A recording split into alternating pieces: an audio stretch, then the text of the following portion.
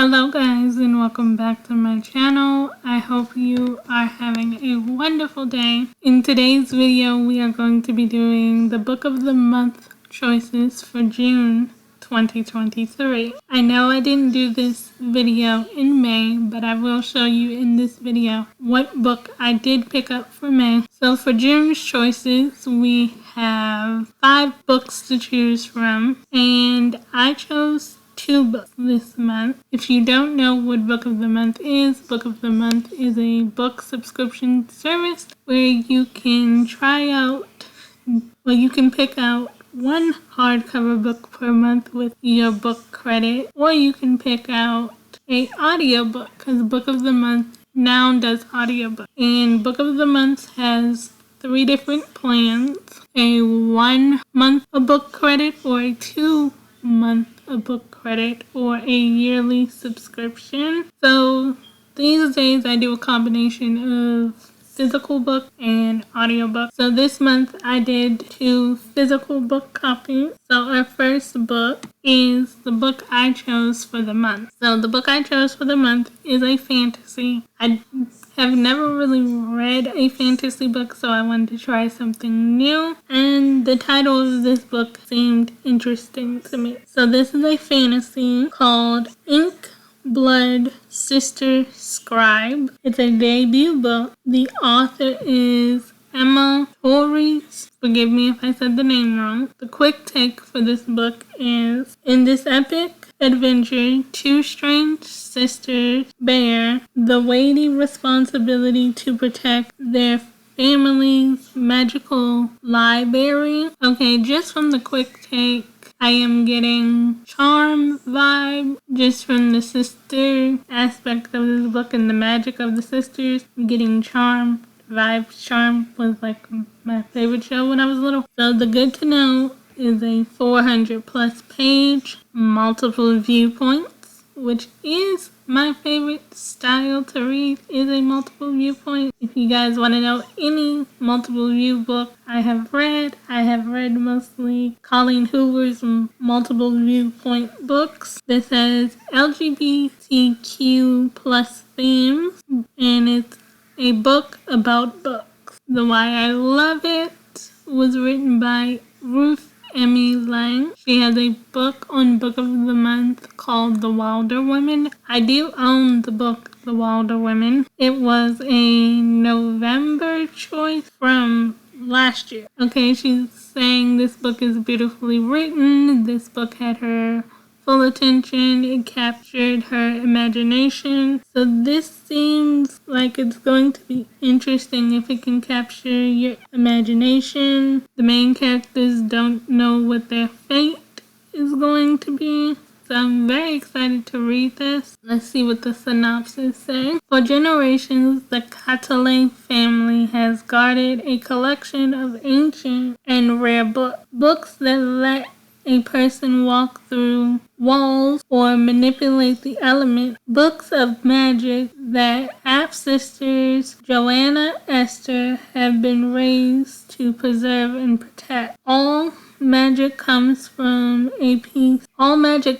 a price and for years the sisters have been separated. Esther has fled to a remote base in Antarctica to escape the fate that killed her own mother. Okay, you escape. I'm glad she escaped. But why escape to Antarctica? That's not usually a place that people escape to, at least as far as I'm aware. I haven't heard about anybody escaping to Antarctica. Joanna isolates herself in their family home in Vermont, devoting her life to the study of these cherished volumes. But after their father died suddenly while reading a book Joanna has never seen before, the sisters reunite to preserve the family legacy. In the process, they'll uncover a world of magic far bigger and more dangerous than they ever imagined. and all the secrets their parents kept hidden that span centuries and even other libraries. So I'm really excited about this book because I don't usually read fantasies, and I have always been intrigued by magic. So this book is kind of giving me Charmed / Harry Potter vibes just from the synopsis, because in Charm there were sister witches that didn't know they were witches until the grandmother passed away and they all moved back into the family home in San Francisco. And then the other magic part, I would think, gives me Harry Potter vibes because of the unknown world. And there were a lot of books and spells in Harry Potter, just in their magical library. If you want to, before you pick out a book, you can preview and read sample pages. I never do that, but it's always an option. Book number 2 is a contemporary fiction. It's called The Wishing Game. It's a debut book by Meg Stafford. The quick take is this moving, transportive story follows 4 bookish souls competing for a rare book from their favorite author. The good to knows for this is quirky, buzzy, puzzle, underdog. I'm intrigued by this book too because there's some sort of puzzle going on, and I love a puzzle. The Why I Love It is written by Elizabeth Aaron. She's a editor for Book of the Month. She's telling us that this book is for people that love word games, logic puzzles. The character has an extreme attachment to her favorite childhood book. There's a lot of riddles and puns, and the main character, Lucy, wants to meet her idol. The synopsis for this: Lucy Hart knows the synopsis for this. Make a wish. Lucy Hart knows better than anyone what it's like to grow up without parents who love her. That's sad. In a childhood marked by neglect and loneliness, Lucy found her solace in books. I feel bad for Lucy already just hearing about her childhood, namely the Clockland series by Jack Masterson. Now a 26-year-old teacher age, she's able to share her love for reading with a bright young student, especially a 7-year-old Christopher Lamb, who was left in an orphanage after the tragic death of his parents. I feel bad for these people in this book already. Lucy would give anything to adopt Christopher, but even the idea of becoming a family seems like an impossible dream without funds and stability. Be careful for what you wish for. That is a true statement. Just when Lucy is about to give up, James Masterson announced he's finally written a new book. Even better, he's holding a contest at his home on the real Clock Island, and Lucy is one of the lucky 4 contestants chosen to compete to win the one and only copy. For Lucy, the chance of winning the most sought-after book in the world means everything to her and Christopher. But first she must contend with the ruthless book collectors, wily opponent, and distractingly handsome and grumpy Hugo Reese, the illustrator of The Clock Island book. Meanwhile, Jack, the mastermind Masterson, is plotting the ultimate twist ending that could change all their lives forever. You might just get it. I also want to read this book, but I didn't pick it up. I added it to my TBR so I don't forget about it, because I'm very intrigued.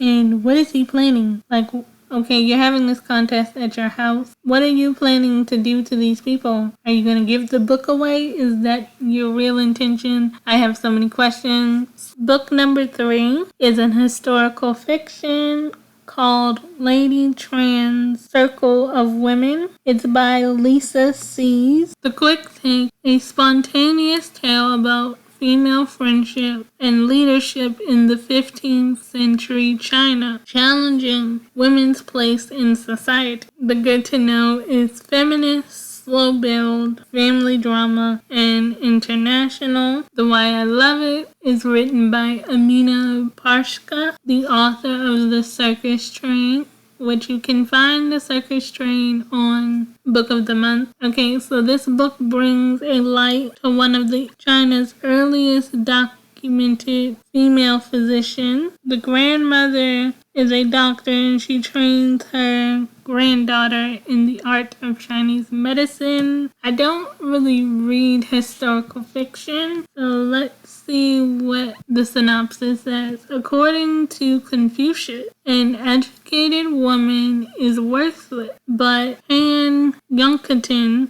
was born into an elite family, yet haunted by death. Okay, first of all, an educated woman is beautiful. Being an educated woman is a beautiful thing. I understand the time in the 15th century, why that line is there, but in 2023, an educated woman is a beautiful thing. Separated in loneliness is being raised by her grandparents to be of use. Her grandmother is one of the only handful of women female doctors in China, and she teaches Yikatan, the pillar of Chinese medicine, the 4 examinations: looking, listening, touching, asking, something a man could never do with a female patient. From a young age, Yikatan learned about women's illness, many of which related to childbearing, alongside a young midwife in training. Meddling, the two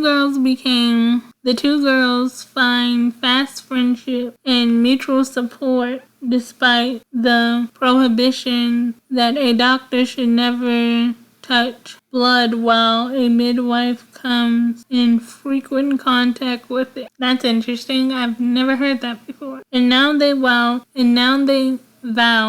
to be forever friends, sharing in each other's joy and struggle. No mud, no lotus, they tell themselves. From adversity, beauty can bloom. But when Yikatan is sent into an arranged marriage, her mother-in-law forbids her from seeing mingling and from helping other women and girls in the household. Okay, I don't like this already. Just because she gets married doesn't mean she has to stop helping or working or have to give up her friends. And another thing, I know arranged marriages are a thing in certain cultures, but okay, if that's what was chosen and she had to go along with that, fine. But why did she have to stop working just because she got married? Question. Yikatan, I'm most likely not saying that name correctly at all, so please forgive me, is to act like a proper wife. What does that even mean? I'm struggling with this because the language they use, proper wife, she cannot work, she had an arranged marriage. I feel some type of way. In borders, bounds, foot, slippery or plucking instruments, reciting poetry, and gives birth to sons and stays forever within the walls of the family compound. Do y'all even let her outside? Like, this is heartbreaking. Like, does she even get to go outside? If she's only allowed to play instruments, do bordery, she's bound foot in slippers, recite poetry, and give birth to kids. She was, by all considered standards, a doctor. And now y'all got her in the house, taking care of kids, reciting poetry, and all this stuff. I feel bad for her. Like, she deserved to have friends and have a life outside of her wifely life. The garden of fragrance and delight. How might a woman like Yikatan break free of these traditions, go on to treat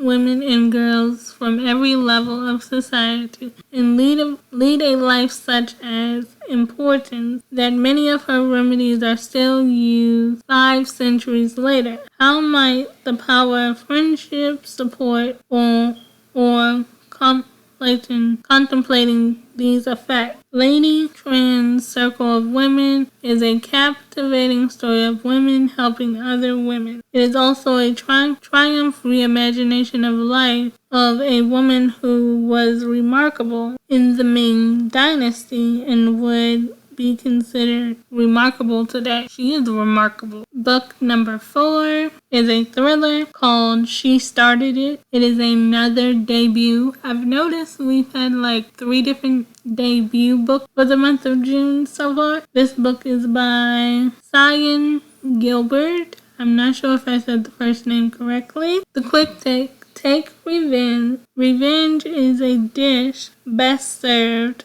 with champagne, and on this remote tropical island, it's the only thing on the menu. Fascinating. And why are we getting revenge on people, shall I ask? The good to know is multiple viewpoints, something I like. Unreliable narration, action-packed, unlikable narration. Why is the narration unlike? I'm curious. I'm intrigued by this book. I did add this one to my TBR as well because I'm curious. The Why I Love It is written by Amanda Jatisa. I'm not sure if I said her name correctly either. She's the author of You're Invited.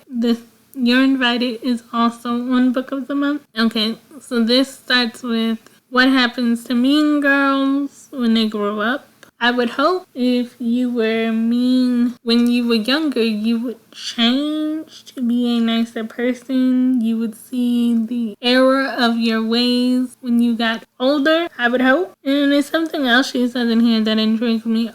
Are they haunted by the victims whose lives they made miserable, or do they happily push past firmly behind them and go merrily on their way? I would wonder the same thing. The opening line is a little creepy for this book, but it's a thriller, so it's supposed to be creepy.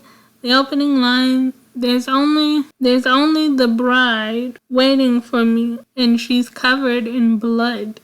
Yeah, so who went after the bride and why? I'm curious. Okay, there is a content warning for this book. I'm going to highlight it for you. And you should read or check all content warnings before you read any book. So here's the content warning for this book. I have highlighted it in blue for you. And I would suggest if the content warning bothers you, don't read the book. Choose something else to read. There are plenty of books you can find on Book of the Month that are suitable, that don't have content warnings, such as the one I highlighted for you in blue. The synopsis. The party of a lifetime is nothing like what they were expecting. Annabelle, Esther, Tanya, and Chloe are best friends, or were as children. Despite drifting apart in adulthood, sharing secrets that kept them bonded for better or worse, even as their childhood dreams haven't quite turned out as they hoped. Then one day they received a wholly unexpected but not entirely unwelcome invitation for another old friend. Poppy Geeter has invited them all to her extravagant bachelorette party, a first-class ticket to a 3-day White Sands cocktail and relaxation on a luxurious private island in the Bahamas. A bachelorette party in the Bahamas. Let me think about that. Sounds amazing, but knowing that this thriller, it might sound amazing, but something's going to happen. But if we weren't talking about this in a book sense or a thriller sense, having a bachelorette party on a private island in the Bahamas sounds amazing. None of them have spoken to Poppy in years, but Poppy's Instagram pic shows that the girl they used to consider the weakest link in their group has definitely made good and made money. Curiosity gets the better of them. Besides, who can turn down a posh, all-expense-paid vacation on a Caribbean island? That's what I'm saying. Because I would think in real life, not in book life, that if a person is throwing themselves a bachelorette party and they want to invite people and it's out of town, the people that were invited would have to pay for themselves to go. So Poppy must have a lot of money to be able to, one, get a trip to a private island, put people on a jet, and pay for all the expenses for these 3 girls to come. And I'm more curious about, okay, you're paying for 3 girls, we know, because y'all were all friends at one point. How many other girls did you invite on this bachelorette trip? Are y'all gonna be the only 4? I'm curious. The first class flight and the island accommodations are just as opulent as expected, even if the scenic island proves to be more remote than they anticipated. Quite remote, in fact. No cell service, no boarding. And close the door. Close the door.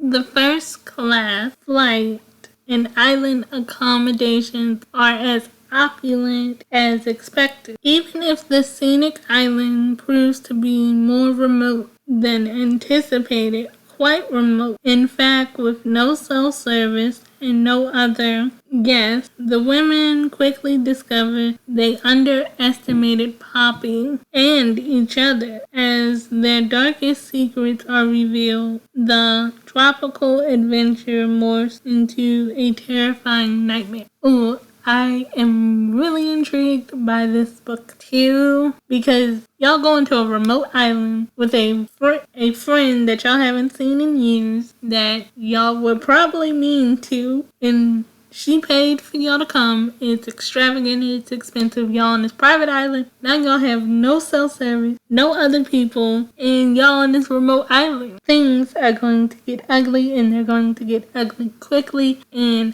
how they gonna get off this island? How are they gonna get in contact with people if they're even trying to escape? So many questions, but this book sounds really, really good. I did put this one on my TBR so I can come back and pick it up at a later date, but I'm super, super intrigued. Our final book is a literary fiction called Banyan Moon. Not sure if I said that right. It is a debut and an early release, so this book isn't even out yet. So if you want to read it early, it is by Heiho Tai. I'm not sure if I pronounced that name correctly, so please forgive me. The cover is pretty. It looks like you're looking through the trees, the houses, so I do like the cover. A Florida mansion is more than a home in this multigrated story of Vietnamese mothers and daughters. Okay. So we have another multiple viewpoint book. Okay, so far I have to say June's choices have been speaking my languages with all the multiple viewpoint books. They are like my favorite to read, the puzzles, all that. So far June has been good. Immigration, baby mama, and infidelity. So somebody was married or in a relationship and got cheated on. Oh my gosh. The book axis. Okay. The Why I Love It is written by Caroline Hun. She's the author of The Fortune of Jade Women. This book can also be found on Book of the Month. So she's letting us know that this book asks the question, what does inheritance mean to you? Well, I think the first thing people think of is usually the inheritance that somebody leaves you, which sometimes can be money, a house, and things like that. Or you can inherit your family traditions. But this talks about the inheritance of nature across generations and what these women want to pass down to their daughters. I would be intrigued to read this book because I don't know much about Vietnamese culture, and I figure this book would give me some sort of insight to Vietnamese culture, something I don't know a lot about. The synopsis: when Anne Tran gets a call that her fiercely beloved grandmother passes away, I feel so bad for Anne. Her life is already at a crossroad. In the years since she last seen Min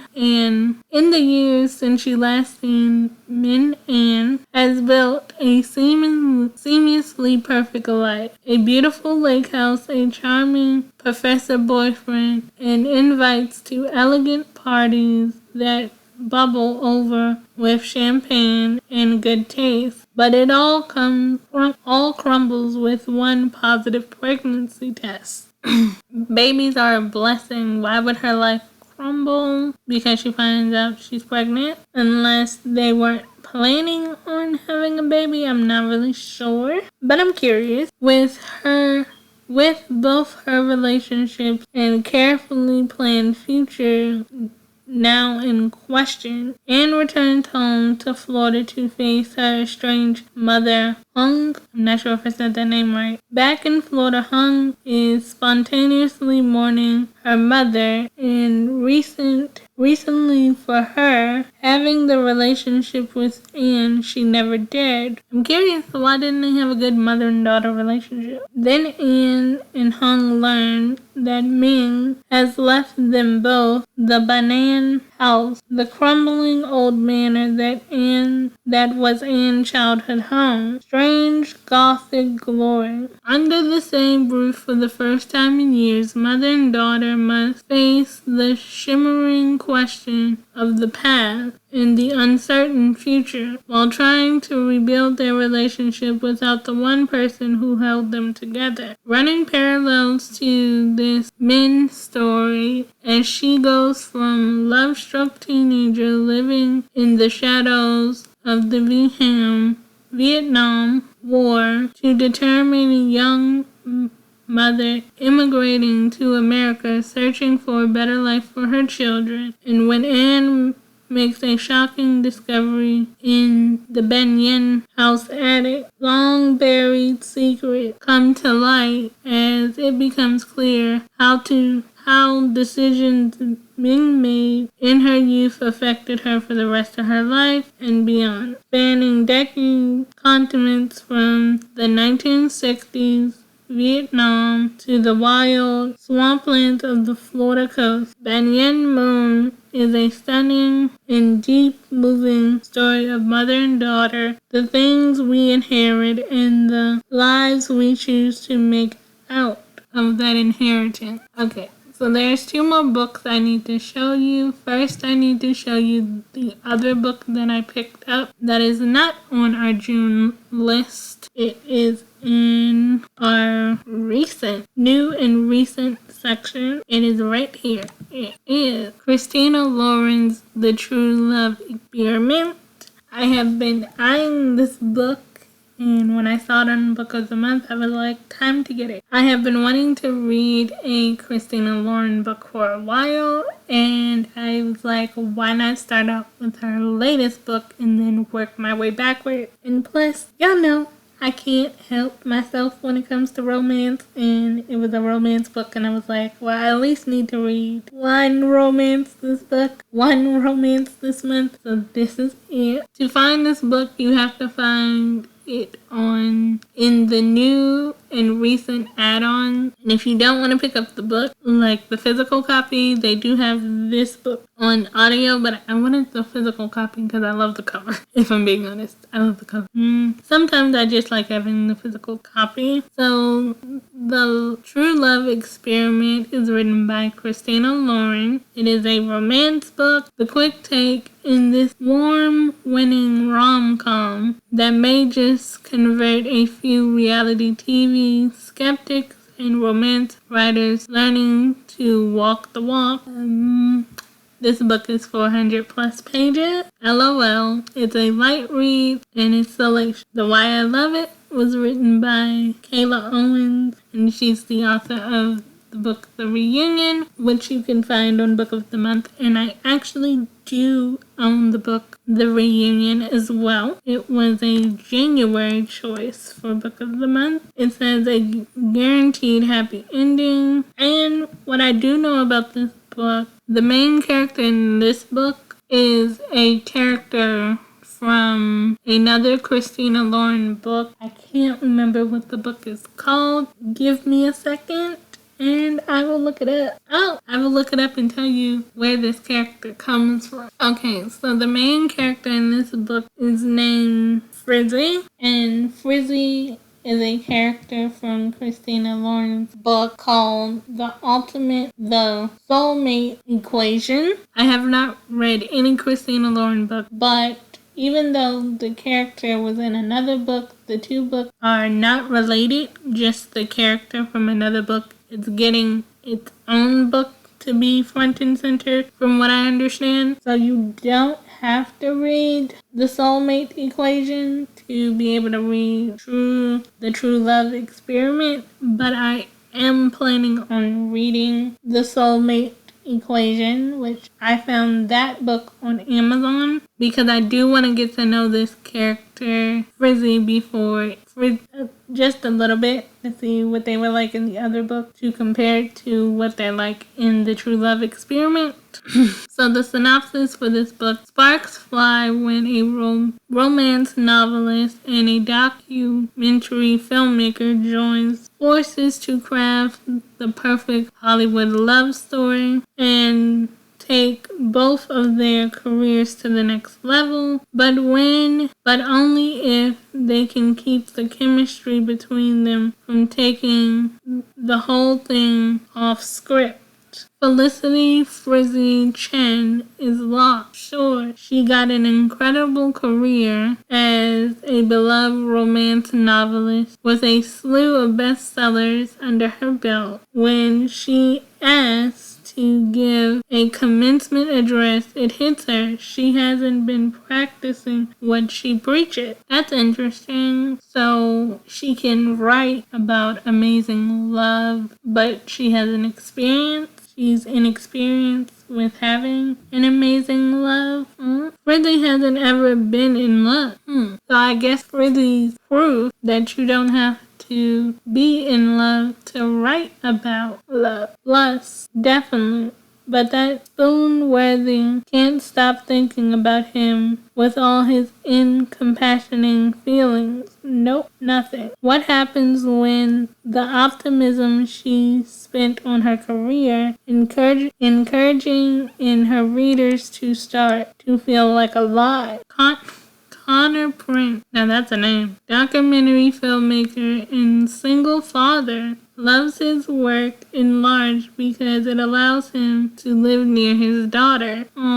But when his profit mind boss orders him to create a reality show, so is their reality show going to be like The Bachelor or The Bachelorette? Because those are like the two love shows, or falling in love or finding love shows that I actually watch, is The Bachelor and The Bachelorette.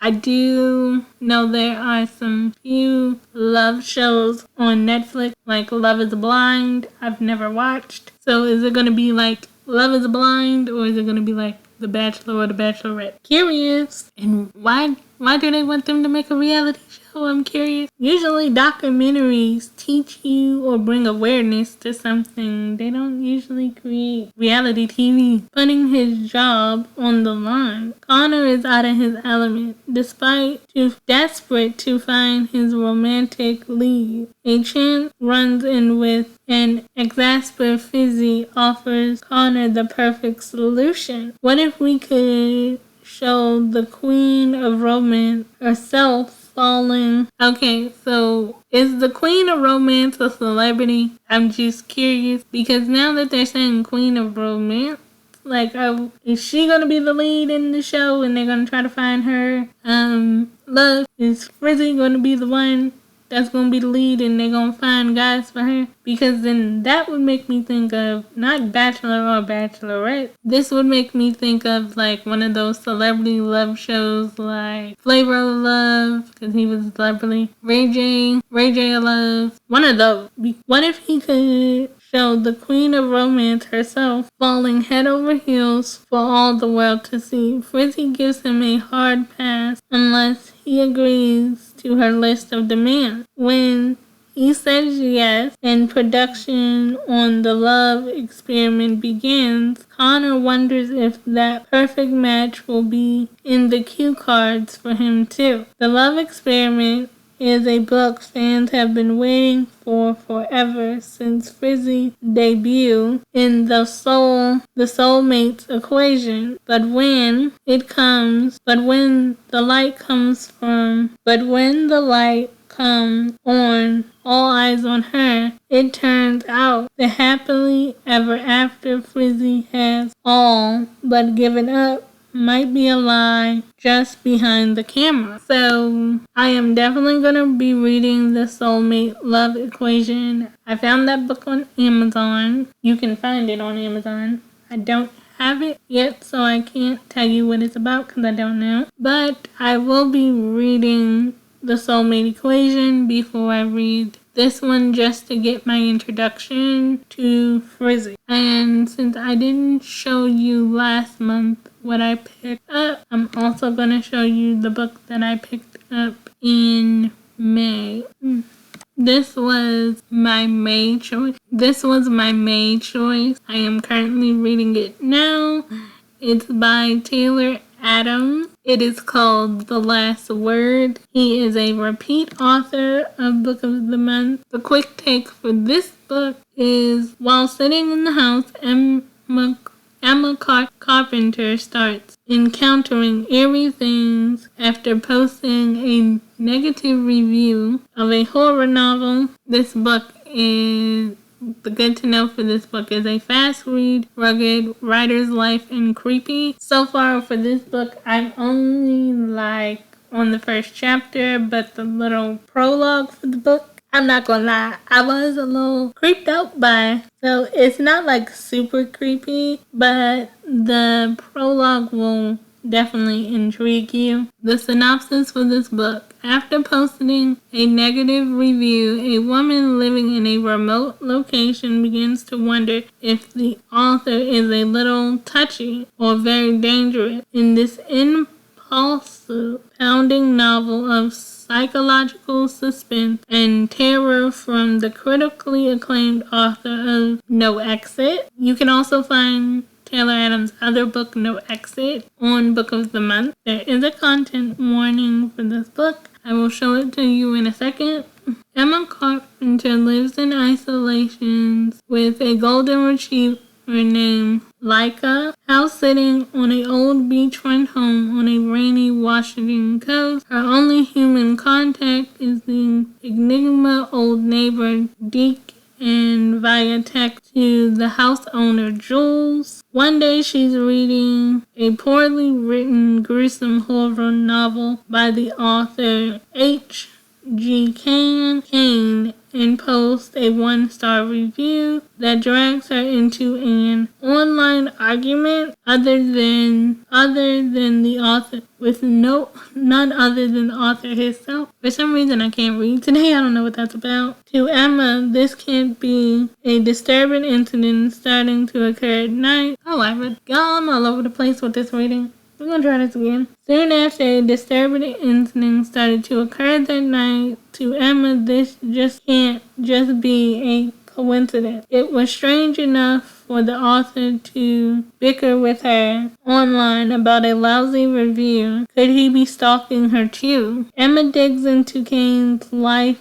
and work. She learns he's published 16 other novels, similarly sadistic tales, stalking, and murder. But who is he? How did he find her? And what is he capable of? I can tell you just from the little prologue that I have read of this book, the author was very, very, very upset that Emma gave his book a 1-star review. He did not like it. He asked her to take it down. She stood her ground and said no. Now, in my experience, I have never seen an author reply to a review that someone has wrote about their book. Maybe they have talked about the reviews in the interviews, but not directly replying to the person who left the review. And let's be honest, reviews are just in-person opinions, and we all have things that we like about books and things that we don't like about books, and we are entitled as people to share our opinion. But this author really did not like Emma's opinion. So I hope you guys enjoyed this video. Let me know